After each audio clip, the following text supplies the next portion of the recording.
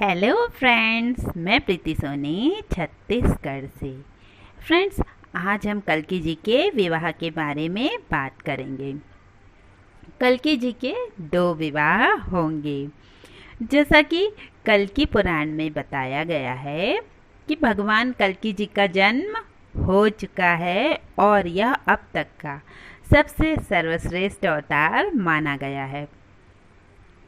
ये बात बहुत से लोग नहीं मानते कि कल्कि जी अभी आएंगे या सतयुग आने वाला है। कोई बात नहीं फ्रेंड, जब भगवान के और भी अवतार हुए थे, रामकृष्ण आदि अवतार, तो भी लोगों ने नहीं माना था कि ये भगवान हैं या भगवान आने वाले हैं। और भगवान जी के आने के बाद भी लोगों ने नहीं माना कि ये भगवान के अवतार हैं। तो भगवान को तो वही जान सकता है और वही मान सकता है जिस पर भगवान की कृपा हो। तो चलिए फ्रेंड्स, हम बात कर रहे थे कल्कि जी के विवाह के बारे में और कल्कि पुराण के अनुसार क्या बताया गया है। कल्कि जी का जन्म हो चुका है। उनके पिता का नाम होगा विष्णुयश, अर्थात भगवान विष्णु के भक्त जो भगवान के यश को और बढ़ाएंगे। और उनकी माता होगी सुमति, यानी अच्छी बुद्धि वाले, जिनका भगवान में प्रेम होगा, जिन्होंने मातृभाव से भगवान की भक्ति की होगी। कल्कि जी के गुरु होंगे परशुराम जी, जो 8 चिरंजीवी में से एक है। हमने आपको इससे पहले अपने एक वीडियो में यह बात बताई थी और जो आज भी भगवान की प्रतीक्षा कर रहे हैं।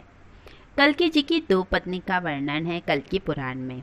इनकी पहली पत्नी होगी लक्ष्मी रूपी पद्मा और दूसरी पत्नी होगी माता वैष्णवी अर्थात शक्ति रूपी रमा। इनके 4 पुत्र होंगे, जय, विजय, मेघमाल और बलाहक। दोनों पत्नियों का भी जन्म हो चुका होगा। माता वैष्णवी जो अभी भी भगवान के आने का इंतज़ार कर रही है, उनका भी अब इंतज़ार पूरा होने वाला है और उनका भी जन्म हो चुका होगा। माता वैष्णवी जी के बारे में यह कहा जाता है कि भारत में रत्नाकर नाम का एक ब्राह्मण रहता था। वह माता का बहुत भक्त था। माता आदिशक्ति के वो चिंतन में लगा रहता था। उसे सिर्फ एक ही कमी थी कि वह निसंतान था और वो माता का ऐसे दिन भर प्रार्थना किया करता था। तो माता जो है उन पर प्रसन्न हो गई। उनकी भक्ति को देखकर माता ने सोचा कि ये बहुत बड़ा भक्त है, इनके घर पे कल्याण करने वाली पुत्री का जन्म होना चाहिए जो पूरे विश्व का कल्याण करे। तो माँ काली, माता लक्ष्मी और माता सरस्वती ने अपना एक एक अंश इनकी पत्नी के गर्भ में भेज दिया और उसी रात रत्नाकर जी को स्वप्न में बताया कि उनके घर पे दिव्य कन्या जन्म लेने वाली है, जिनके अनेक भक्त होंगे और भविष्य में जो महत्वपूर्ण भूमिका निभाएंगी। कुछ समय के बाद रत्नाकर जी के घर में एक पुत्री का जन्म हुआ और जिनका नाम रखा गया त्रिकुटा। त्रिकुटा धीरे धीरे बड़ी होने लगी और उनका व्यवहार भी सामान्य बच्चों की अपेक्षा अलग ही था। त्रिकुटा जी को भक्तिपूर्ण बातें अच्छी लगती थी और वो ज़्यादातर चिंतन में लगी रहती थी, ध्यान में खोई होती थी। उनके मन में आया कि उन्हें दिव्य ज्ञान मिलना चाहिए और ये दिव्य ज्ञान मिलेगा आध्यात्म से, भगवान की तपस्या से, भक्ति से, साधना से। उन्होंने ये सोचा। फिर उनको लगा कि ये घर में रहकर करना आसान नहीं है। उन्होंने अपने माता पिता से आज्ञा मानी कि वो भगवान की तपस्या करना चाहती है, वो उन्हें जाने की आज्ञा दें।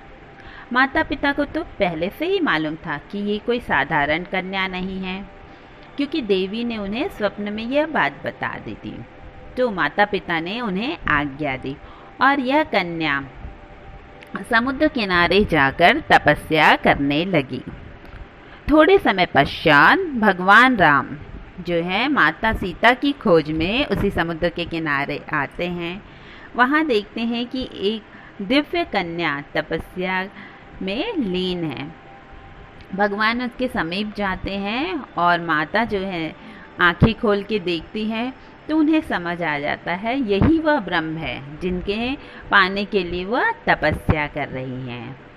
त्रिकुटा जी उनसे प्रार्थना करती है श्री राम जी से कि मुझे अपने में समा लीजिए, अपने चरणों में जगह दीजिए, मुझसे विवाह कर लीजिए। तब श्री राम जी कहते हैं कि मैं इस समय एक पत्नी व्रत धर्म के में बंधा हुआ हूँ, अभी मैं तुम्हारी इच्छा पूरी नहीं कर पाऊँगा। त्रिकुटा जी फिर प्रार्थना करती हैं तो भगवान कहते हैं कि ठीक है, थोड़े समय पश्चात मैं तुम्हारे पास फिर आऊँगा, अगर तुमने मुझे पहचान लिया तो मैं तुमसे विवाह कर लूँगा। कुछ समय बीत जाने के बाद त्रिकुटा जी इसी तरह ध्यान भक्ति में लगी रहती हैं। तो एक दिन उनके समीप एक ब्राह्मण आता है और उनसे कहता है कि तुम एक स्त्री हो और इस भयानक वन में क्या कर रही हो, चलो मेरे साथ, मैं तुमसे विवाह करना चाहता हूँ।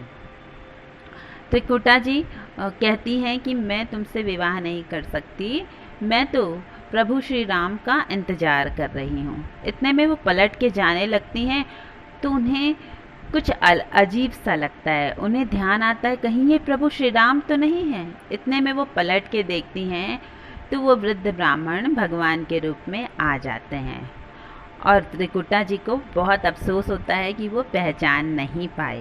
प्रभु श्री राम कहते हैं कि कोई बात नहीं, तुम मुझे पहचान नहीं पाई, मतलब यह संकेत मिलता है कि अभी समय नहीं आया कि मैं तुमसे विवाह करूं। मैं तुमसे विवाह कलयुग में करूंगा, अभी तुम पर्वतों में जाकर मेरी भक्ति करो। माता उत्तर भारत की पहाड़ी में चली जाती है और वहां जाकर तपस्या करने लगती है। बाद में पिंडी रूप में माँ समा जाती हैं। तो वही माता जी हैं, अभी उनका जन्म हो चुका है, कहीं ना कहीं उनसे ही भगवान विवाह करेंगे और उनकी जो दूसरी पत्नी होगी लक्ष्मी रूपी, उनसे भगवान का विवाह होगा। तो फ्रेंड, इस प्रकार कल्कि जी के 2 विवाह होंगे और जिनके उनसे साथ विवाह होने वाला है कल्कि जी के साथ साथ उनका भी कहीं ना कहीं जन्म हो चुका है। तो चलिए फ्रेंड्स, हम इंतज़ार करते हैं इस दिव्य पल को देखने का। Thank you friends.